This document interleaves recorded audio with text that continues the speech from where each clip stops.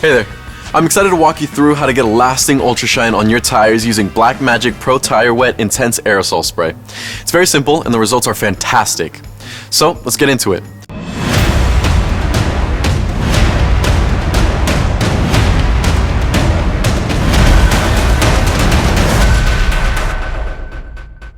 First things first, we've got to start with a clean, dry tire. It's like prepping a canvas before you paint it.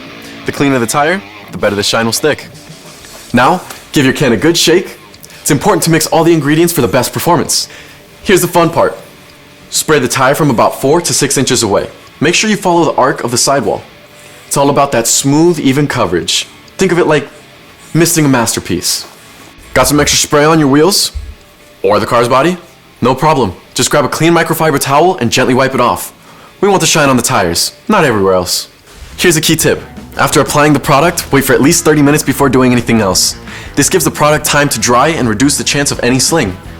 And a quick heads up, if you're in a hotter climate, this drying time might be a bit shorter. No one outshines Black Magic. Thanks so much for joining us, and don't forget to check us out on Instagram at Black Magic Shine and share your own tips and tricks in the comments.